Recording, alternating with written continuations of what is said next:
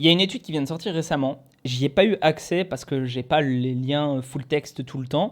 Mais ce qui est cool, c'est que sur la research review payante, en fait, que je paye tous les mois du coup, qui s'appelle Mass Research Review, eh bien, il y a un chercheur qui a décortiqué l'étude en question, un chercheur en qui j'ai confiance.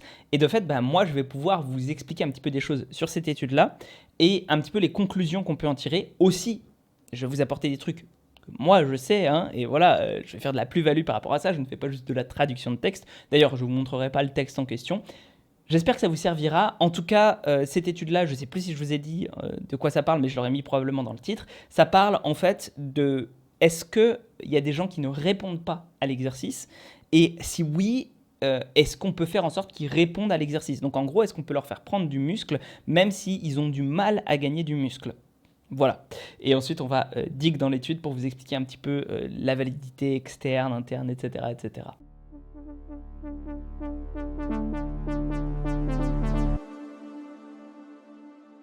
Donc, l'étude, elle s'appelle Higher Resistance Training Volume Offsets Muscle Hypertrophy Non-Responsiveness in Older Individuals. Donc, en fait, on appelle les individus non-responsive to resistance training, donc pas répondeurs, voilà, désolé, je vais avoir des termes en anglais des fois qui vont se mélanger, pas répondeurs à l'entraînement en résistance, si jamais, bah, quand on leur fait faire un entraînement de musculation, et bah, ils ont très très peu de gains, voire pas de gains du tout.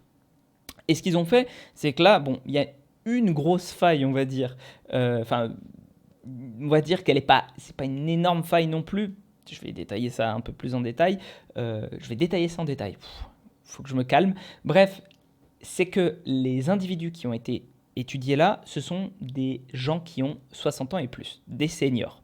Pourquoi c'est pas si grave? Parce que en fait, on remarque que quand même, ça fonctionne à peu près pareil pour toutes les personnes, hein, l'entraînement en résistance. On a des non-répondeurs aussi dans la littérature scientifique. Ça corrobore d'autres faits. Hein. Il y a d'autres personnes qui ont répondu mieux à l'entraînement quand on leur a fait faire à peu près les mêmes protocoles que ça. Pas exactement les mêmes protocoles, mais je vais vous expliquer plus en détail, mais des trucs similaires. Donc je suis assez sûr que ça fonctionne. Et en plus de ça, il me semble qu'ils étaient untrained, donc ils n'avaient pas l'habitude de s'entraîner en résistance. Mais ça, c'est plutôt une force, parce que du coup, ben, on peut ne pas avoir genre de... Comment dire?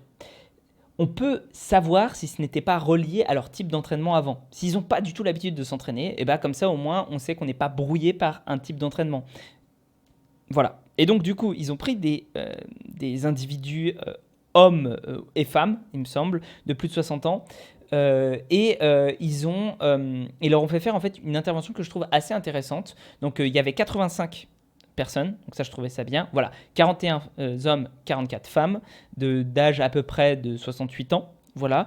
Et en fait, ils ont fait soit un seul, enfin, ils ont, plutôt que de diviser par individu, ils ont fait un truc qui me semble beaucoup plus intelligent, c'est qu'ils ont divisé par jambes. Et leur ont fait faire soit du coup des leg extension, il me semble, donc single set, knee extension, voilà, c'est ça, des leg extension. Donc du coup, hein, vous savez, la machine là, des leg extension à la salle. Et ils ont soit fait faire à une jambe une seule série, soit fait faire à l'autre jambe. Donc du coup, à une jambe, ils lui ont fait faire une seule série, à l'autre jambe, ils lui ont fait faire 4 séries. Et ils ont regardé plusieurs choses. Ils ont regardé déjà chez les personnes ce qui était la réponse moyenne des deux jambes. Enfin, la réponse pas moyenne, la réponse moyenne de chaque jambe. Et ça a permis de classer les personnes suivant leur réponse. Je vais m'expliquer. Au bout je ne sais plus combien de temps l'étude a duré, voilà, 10 fois, donc, 10 semaines, 2 fois par semaine, d'accord. Et en fait, du coup, au bout des 10 semaines, ils ont mesuré avec de l'IRM, d'accord, donc l'IRM qui est le gold standard. Ils ont remarqué que il y avait des gens, ils avaient grossi avec une seule série. Des gens, ils avaient grossi uniquement avec 4 séries, d'accord, et que les gens qui avaient grossi avec une seule série, donc dans une seule de leurs jambes, avaient plus grossi avec 4 séries dans leur autre jambe. Donc ce qui se passe, c'est qu'on a des gens qui n'ont pas grossi avec une seule série, mais qui ont grossi avec 4 séries, d'accord. Des gens qui ont grossi avec une seule série et qui ont encore plus grossi avec 4 séries. Et ce qui est cool à noter, c'est que les gens qui ont grossi, donc fait grossir leurs muscles avec 4 séries, mais pas avec une seule série, et bien chez ces gens-là, la jambe qui avait fait 4 séries, d'accord, avait plus grossi que la jambe qui n'avait fait qu'une seule série chez ceux chez qui ça avait quand même grossi. On va la faire simple parce que c'est un petit peu compliqué là, peut-être que j'ai compliqué les choses. Moi c'est clair dans ma tête, mais peut-être que vous, c'est... Voilà. En gros c'est simple, plus il y avait de volume d'entraînement, plus il y avait de nombre de séries qui étaient faites proches de l'échec musculaire, voire à l'échec musculaire, je ne sais pas si c'était proche ou à l'échec musculaire, bref, peu importe, plus ça a grossi. D'accord? Mais chez les personnes qui ne réussissaient pas à grossir avec une seule série, eh bien faire 4 séries semblait faire plus qu'une seule série chez les gens qui avaient de la facilité à prendre du muscle. Voilà, je l'ai répété, ça va peut-être sembler redondant, mais je veux être sûr que vous compreniez bien tout ça. Donc, est-ce que c'est encourageant? Ben oui, c'est encourageant parce que peut-être que les personnes qui du coup ont tendance à avoir du mal à prendre en volume musculaire, ben peut-être qu'il faut simplement qu'elles rajoutent des séries dans leur entraînement. Peut-être qu'elles ont du mal. On les appelle les hard gainers.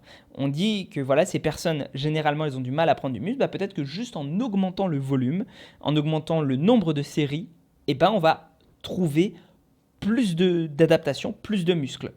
Et en plus de ça, eh bien, même pour les personnes qui ont de la facilité à prendre du muscle, il semblerait que faire plus de séries, ce soit assez efficace.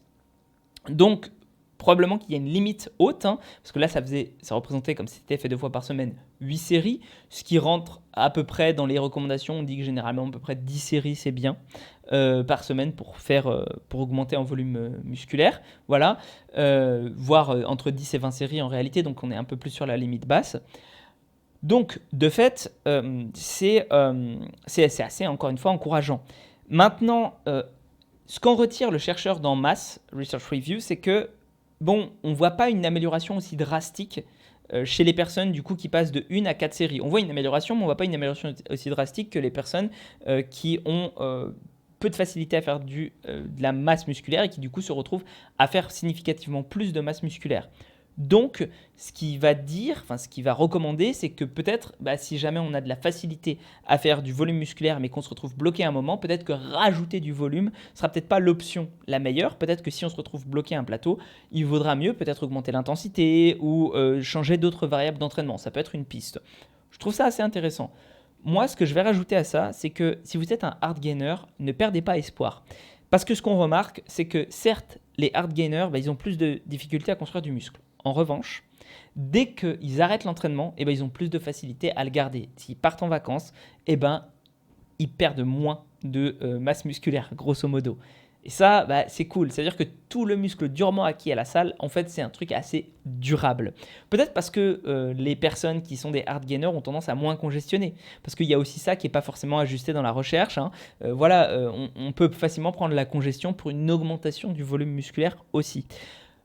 Peut-être que c'est ça, peut-être que c'est autre chose. En tout cas, voilà, le muscle semble rester. Donc, c'est pas rapidement, enfin, c'est plutôt rapidement amené, rapidement perdu et lentement amené, lentement perdu également. Donc, si on devait faire un petit résumé de tout ça, voilà, parce qu'on me le demande des fois et j'essaie de prendre en compte vos remarques, un petit résumé de tout ça, c'est si jamais tu stagnes, si jamais tu as du mal à gagner du muscle, augmente ton volume musculaire. Si jamais tu as déjà pris conséquemment en masse musculaire et que toi tu as un plateau, peut-être change d'autres variables d'entraînement que juste le volume musculaire. Voilà, ça me semble plutôt pas mal. Ça me semble être assez intéressant. Ah oui, j'ai pas précisé pourquoi est-ce que le fait que les gens soient âgés, c'était pas un souci. Tout simplement parce que en fait, on remarque on a tendance à prendre du volume musculaire à tout âge.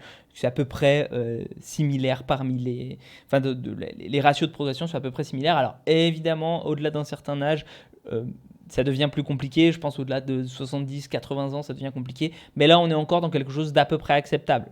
Bon, bien sûr, on aurait préféré avec des gens un petit peu plus jeunes, mais on a déjà retrouvé ça de façon similaire chez des gens qui étaient un peu plus jeunes dans la recherche. Pas exactement le même protocole, mais voilà. Voilà, j'espère que ça vous aura plu. J'espère que même si c'est un petit peu plus rapide que les revues détaillées d'études que je ne peux pas faire là, ça vous serait quand même utile. Et sur ce, prenez soin de vous et on se retrouve pour une prochaine vidéo.